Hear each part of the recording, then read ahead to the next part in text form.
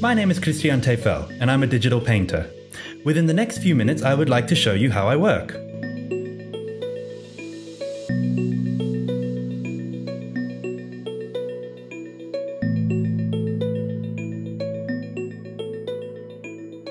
First, let me say a few words about my tools. Currently, I'm working with a Wacom Cintiq 22 HD touch pen display. I chose this tool out of Wacom boards because it is the one that closest resembles traditional techniques and is nicely customizable. You can set the buttons of the pen. I have the eraser at the top and the right click at the bottom, and Alt is the pipet. The express keys on the right are Hand, Fit on Screen, Zoom, and the Brush panel. These are the ones I use most often while painting. In this part, you can select the functions of the touch strip, which is at the back of the display. Here I use brush size. I think it's a great idea and saves you a lot of time. I set the top ones to Undo, Save, Tab, and Alt. On the left, I roughly left the factory settings because I'm left-handed and mainly use the right side. You have a lot of configuration options, from the pressure sensitivity of the pen to customizing the express buttons and the touch. You can assign custom commands to each button, so the display can be used totally without a mouse or keyboard, which helps to avoid distractions from work. This is very important. Like every painting, this one also begins with a sketch. In this case, I have already drawn it, because the final plan comes very slowly for me. I use the unused pieces of an old photo series of mine as reference. For the sketch layer, I set the blending mode to multiply, which will make the sketch layer transparent in the proportions of its brightness, so we can see the underlying layer better.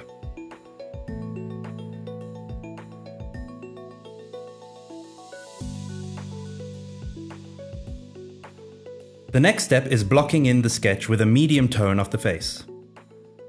Currently, I am using a wet acrylic brush in large size, which gently blurs together the layers of paint and is very similar to the conventional acrylic technique. In the brush settings, I usually set the opacity to 85%, so the individual layers won't completely overlap. The brush strokes will be visible, and the sterile computer graphic effects, which I really don't like, disappears. This is a small thing, but it changes the texture of the image a lot. This is more important in Photoshop, that's true. However, here in Painter, the traditional tools are simulated better. I usually paint in Photoshop, but Painter 2015 is a very well-made update. It is more stable and the particle brushes are very good too. First, I'm working on the rough parts of the eyes, the nose and the mouth, with a smaller brush size and with the opacity mentioned above. These are the most important elements of a portrait. They can convey the most emotion in a painting. That's the most important thing for me. It doesn't matter how well a picture is painted if it fails to invoke emotion from the viewer. In the meantime, I've switched to Photoshop, where I'm painting the lips with a chalk brush, making use of the pen's pressure sensitivity. I love this basic brush and I think that this is the one I mainly use for most of my works. You can see how easy it is to set the size of the brush with the touch strip at the back. This, the other express keys, and the fact that I don't have to use external peripherals at all greatly contribute to the painting being completed as soon as possible. This is a very important factor when working on an order with a deadline. Of course, I always leave the painting to rest if I can, so when I come back to it a few days later, I can see the errors better and notice what needs to be changed.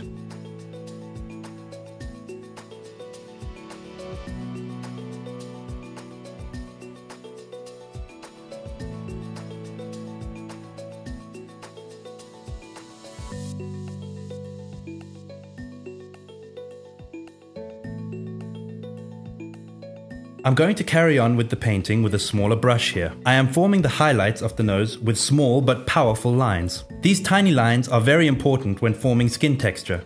These will make the painting look realistic. However, for this portrait, the goal is not photorealism, but rather a rough painting technique. I usually don't pay that much attention to forming the neck and ears. I just apply rough brush strokes. I usually paint in a way that I develop pretty much everything on the same level, then I go round and round until each part reaches its final form. Some people fully develop one part and then move on to the next one. Everyone has their own way and does as they feel comfortable.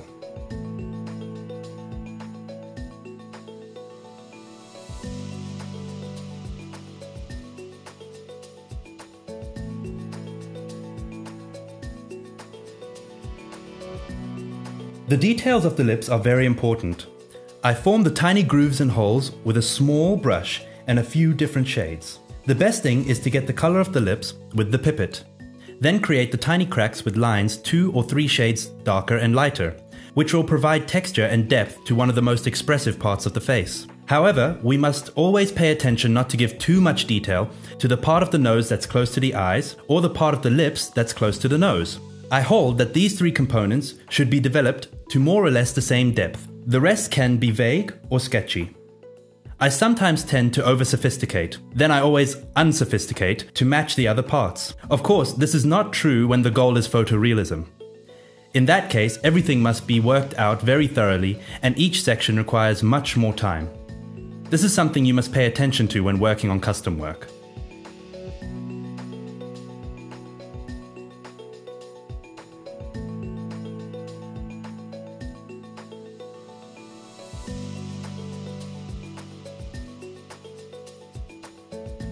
At last, Photoshop's new update has made the great advantages of the Wacom touch display available. The touch-controlled zoom and rotation. This feature has been greatly missed from Photoshop because it greatly contributes to speeding up the work. So a great big hooray!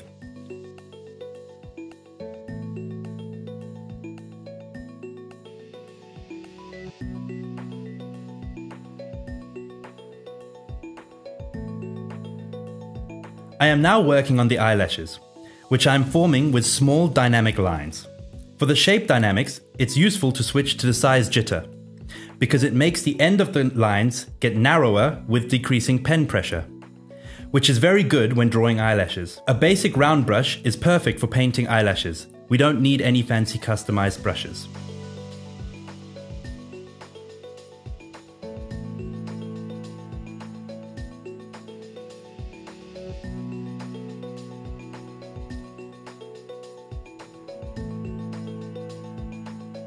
As I mentioned before, the pen display can be used without a keyboard or a mouse.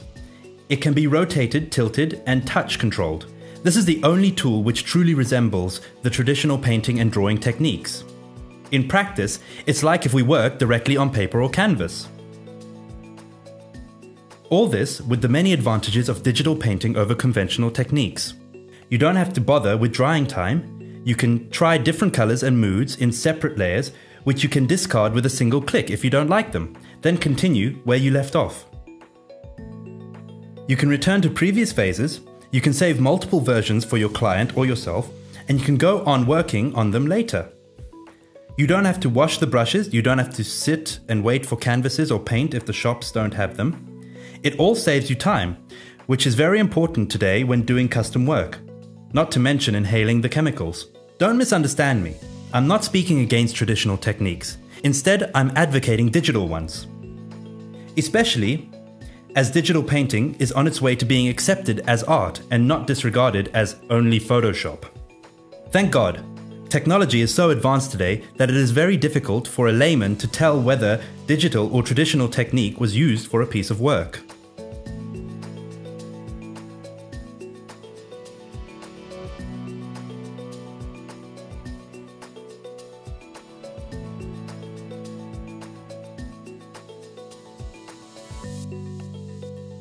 I'm working on the lips again. I'm refining the small cavities further, which makes the result look much more realistic. I'll paint some more over these so that the detail integrates better.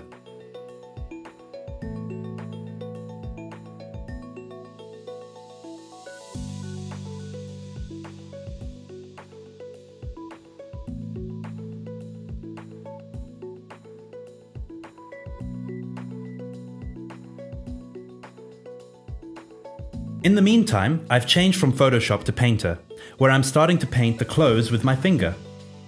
I usually use my fingers with conventional techniques too, for example for smearing, and it's so great that Cintiq lets you do it in a digital painting as well.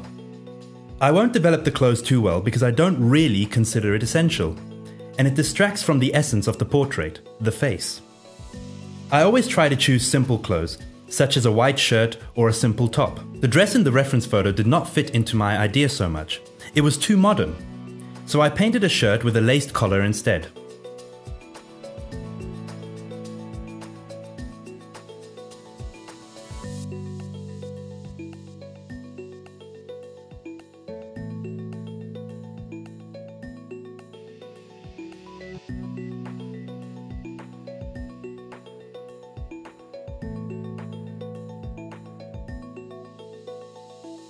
Here I'm setting the opacity control of the brush to pen pressure, and I'm going to develop the clothes with large strokes. First, I am painting the clothes schematically, and only then will I start doing the shadows and highlights.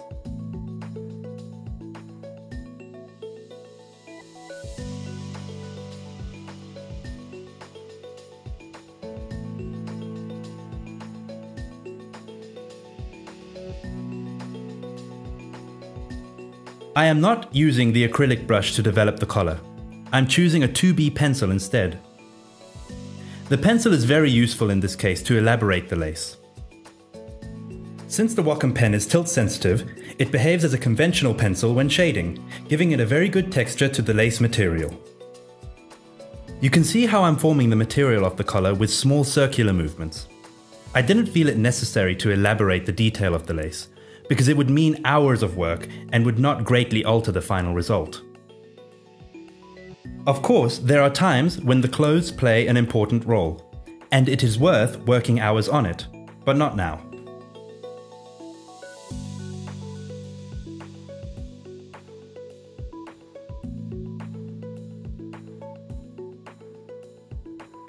I'll create a new layer over the face and the neck. I'm changing from the pencil to an acrylic brush, and this is how I'll start working on the hair. I usually form the hair by sketching the direction with 2 or 3 shades, the dark and light areas, and the density. This is a very important step in the painting of hair, as the hair color is decided here, how dark or light it will be. Also, this layer will be visible on the final result, as the hairs will be painted over it later.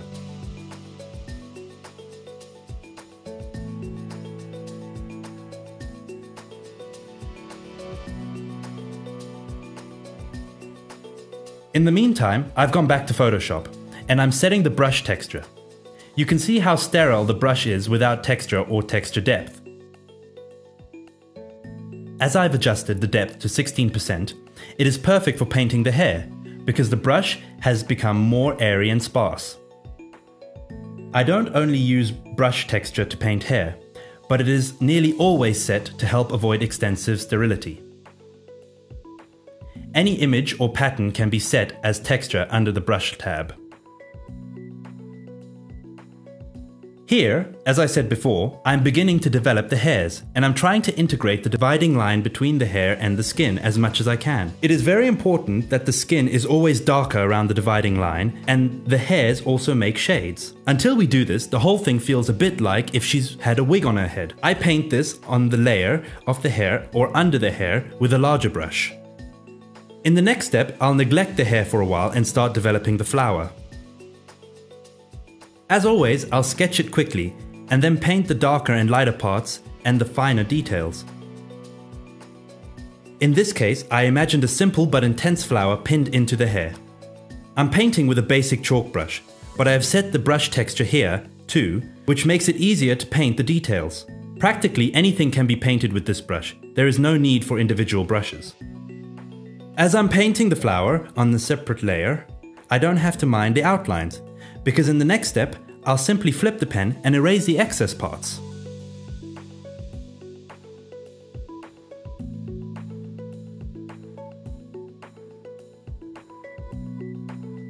After that, only the pistil of the flower is left, which I'll form with simple lines and dots.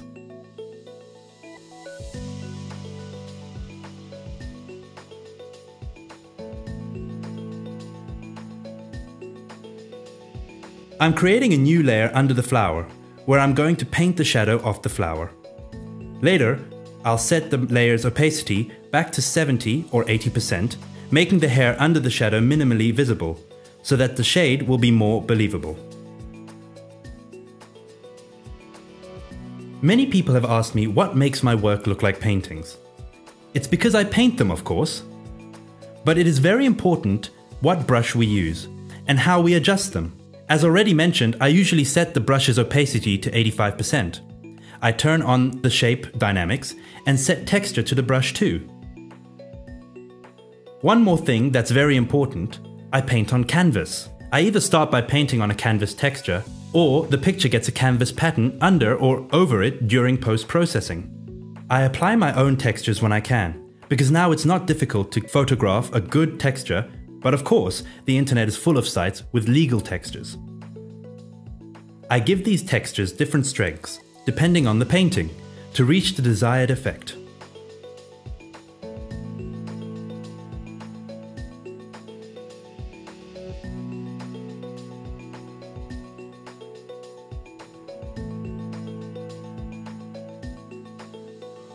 Here I'm painting the shadow of the hair, which I mentioned before, on a new layer of course, under the layer of the hair. I'm working with a large round brush, which makes it possible to create subtle gradations between the shadow and the tones of the skin.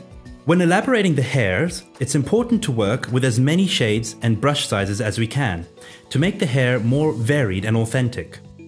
I'm detailing with sweeping movements, while keeping the direction until I reach the desired effect. In the case of clearly visible light hairs, I switch off the brush texture, because it somewhat blunts and fades the lines.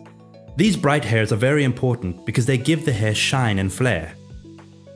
First, I planned a long hanging earring, but as it spoiled the composition, I chose to paint a simple pearl instead. Developing the pearl is very easy. It can be done with practically 3 shades.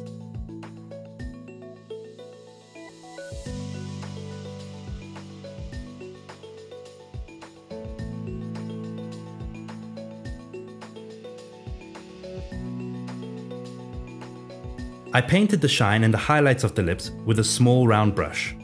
I knew from the beginning, and I designed the painting so that the figure would be put into an oval frame in order to improve the archaic effect. Here I'll simply select the oval shape and then wipe off the excess parts. I usually leave some unfinished detail. Here I'm destroying the clothes, then I'm adding a layer mask to the hair layer to delete parts of the hair that way. Since I'm using a layer mask, it can set it back to the original state anytime, which is very useful. To increase texture and make the picture darker, I'm doubling the canvas layer and increasing the unwanted parts again. I wanted to prepare the tears so that it would look more like a swept away spot or stain, rather than a tear running down her cheek. I took a sample of the eye makeup color with the pipette, and I created the patch around the eye with it. Here, again, I use a chalk brush with which the paint can be blurred perfectly.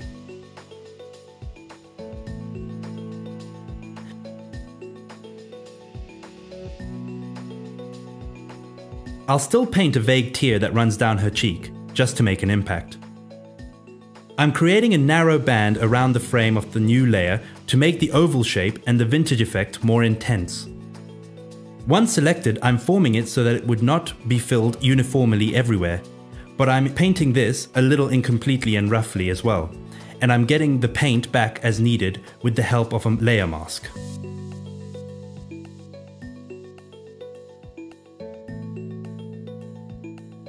I'm starting to create the pearls under the collar, which I am painting with the same technique as the earring.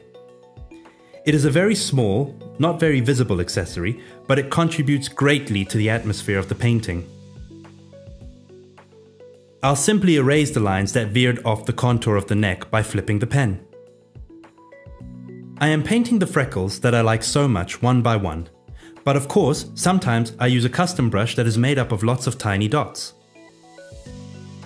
I still think that too much of the clothes is visible, so I'm getting the paint back with the help of a layer mask to make it look incomplete or scratched.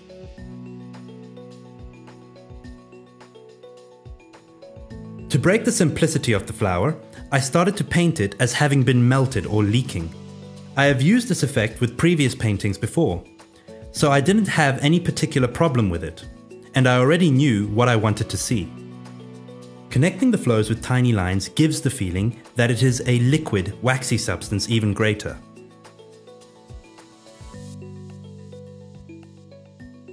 Here I have integrated the layers and the tiny sparkles, and I'm painting the lights.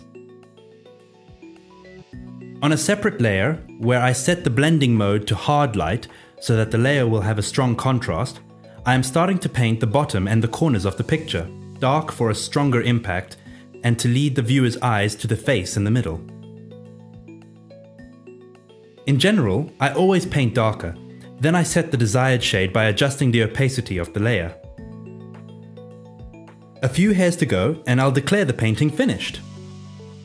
Thank you for being with me. I hope I was able to provide you with some useful information and that you enjoyed watching the video. Create and paint a lot. Bye!